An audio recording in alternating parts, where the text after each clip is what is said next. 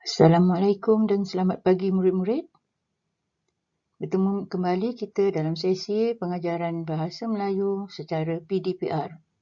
Kita teruskan pembelajaran kita dalam unit 8 iaitu Jadikan Amalan dengan tajuk Program Sihat dan Cergas.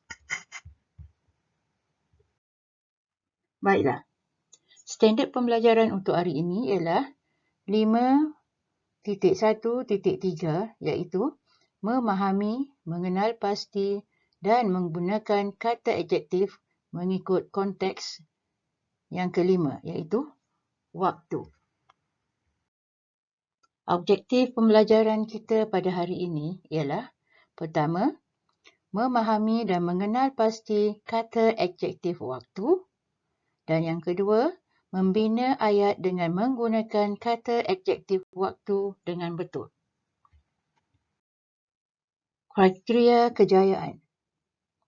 Murid dapat memahami konteks golongan kata adjektif waktu dengan betul dan tepat. Baiklah murid-murid. Sekarang rujuk buku teks pada muka surat 53.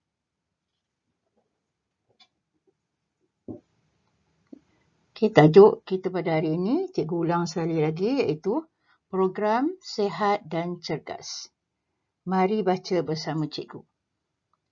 Selamat datang ke blok Sekolah Kebangsaan Taman Rasa Indah 2021. Bersatu teguh, bercerai roboh. Jumaat, 23 Februari 2021. Program Sihat dan Cergas. Tahniah unit ko-kurikulum sekolah kerana telah berjaya melancarkan program senam robik pada petang semalam. Program ini diadakan pada setiap pagi Selasa. Senaman dimulai dengan pergerakan yang perlahan sebelum bertukar menjadi pantas. Pergerakan diiringi muzik dan dipimpin oleh Cikgu Nazri. Semenjak program ini diadakan, murid-murid sering datang awal ke sekolah. Mereka tidak lagi lewat ke sekolah kerana tidak mahu ketinggalan dalam aktiviti senaman ini. Waktu senaman singkat sahaja, tetapi warga sekolah tetap berpeluh. Jantung aktif mengepam darah dengan lajunya ke seluruh anggota badan. Badan akan segar dan cergas selepas bersenam robik. Murid-murid juga dapat menumpukan perhatian dengan lebih baik. Baiklah murid-murid, untuk melihat apakah kata adjektif waktu yang terdapat dalam petikan tadi, kita akan lihat perenggan demi perenggan. Kita mulakan dengan perenggan 1. Tahniah unit ko-kurikulum sekolah kerana telah berjaya melancarkan program senam robik pada petang semalam. Program ini diadakan pada setiap pagi Selasa. Murid-murid nampak tak tulisan yang berwarna merah? Okey, bagus. Kita ada 2 tulisan berwarna merah di perenggan pertama iaitu petang dan pagi. Ini adalah kata adjektif waktu yang terdapat dalam perenggan pertama. Cikgu ulang lagi sekali, kata adjektif waktu dalam perenggan pertama iaitu petang dan pagi. Sekarang kita lihat pada perenggan yang kedua. Senaman dimulai dengan pergerakan yang perlahan sebelum bertukar menjadi pantas. Pergerakan diiringi muzik dan dipimpin oleh Cikgu Nazri. Murid-murid dapat perhatikan juga ada 2 tulisan perkataan yang diwarnakan dengan warna merah iaitu perlahan dan pantas. Ini adalah kata adjektif waktu yang terdapat pada perenggan yang kedua. Sekarang kita lihat pada perenggan yang ketiga. Semenjak program ini diadakan, murid-murid sering datang awal ke sekolah. Mereka tidak lagi lewat ke sekolah kerana tidak mahu ketinggalan dalam aktiviti senaman ini. Dalam perenggan ketiga ini, murid-murid hanya diberikan satu sahaja kata adjektif yang berwarna merah, iaitu awal. Tetapi, terdapat lagi satu kata adjektif dalam perenggan ini. Siapa boleh bagi jawapannya? Bagus. Kata adjektif waktu yang seterusnya ialah lewat. Okay. L-E-W-A-T, wat, lewat. Kita teruskan dengan perenggan yang keempat. Waktu senaman singkat sahaja, tetapi warga sekolah tetap berpeluh. Jantung aktif mengepam darah dengan lajunya ke seluruh anggota badan. Badan akan segar dan cergas selepas bersenam robik. Murid-murid juga dapat menumpukan perhatian dengan lebih baik. Baiklah murid-murid, dalam perenggan keempat ini, tidak ada sebarang bantuan atau sebarang clue kepada kata adjektif waktu. Tetapi, kalau dilihatkan terdapat dua kotak kosong, bermaksud ada dua kata adjektif waktu dalam perenggan yang keempat. Okay. Apakah kata adjektif waktu yang pertama? Bagus. Singkat. Okay, satu lagi kata adjektif waktu. Bagus. Selepas. Jadi terdapat dua kata adjektif waktu dalam perenggan yang keempat, iaitu singkat dan selepas.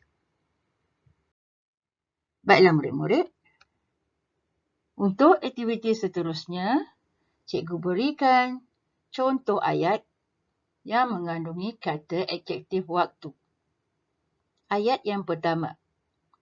Jamil dan ayahnya bersenam di taman permainan pada setiap pagi. Ayat yang kedua. Kereta yang dipandu oleh nenek bergerak dengan perlahan. Ayat yang ketiga.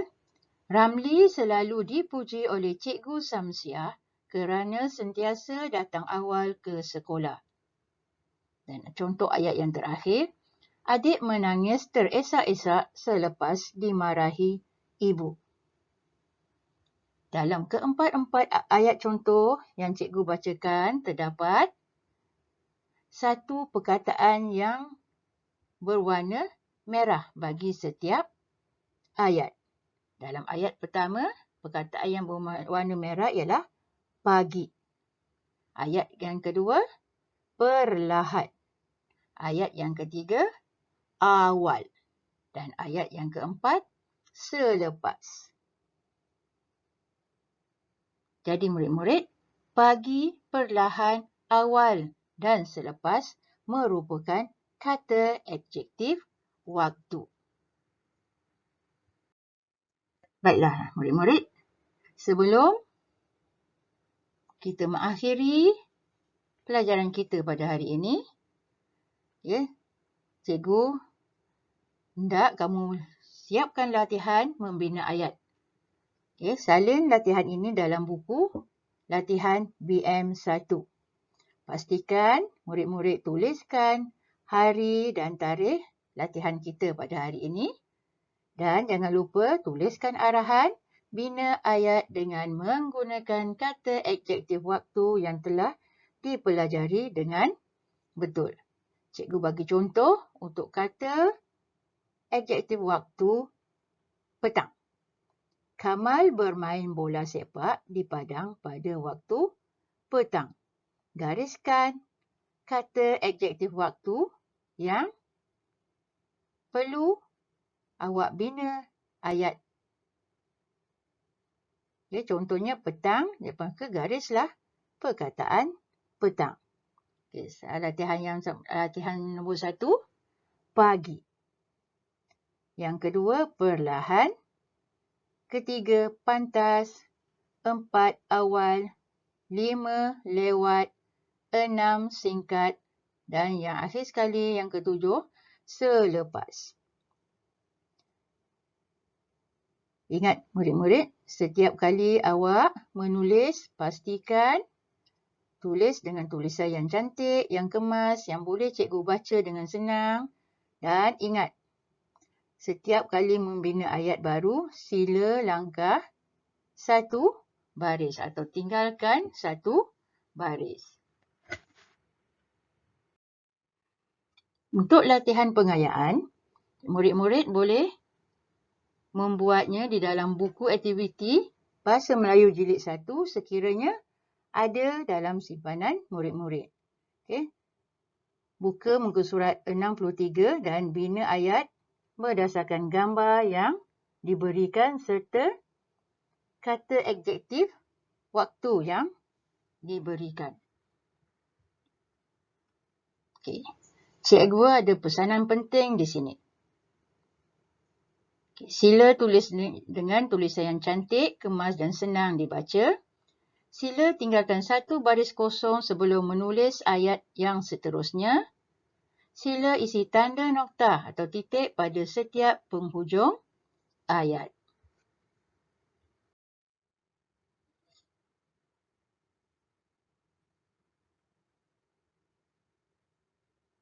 Sekian, terima kasih. Semoga berjumpa lagi di sesi PDPR yang akan datang.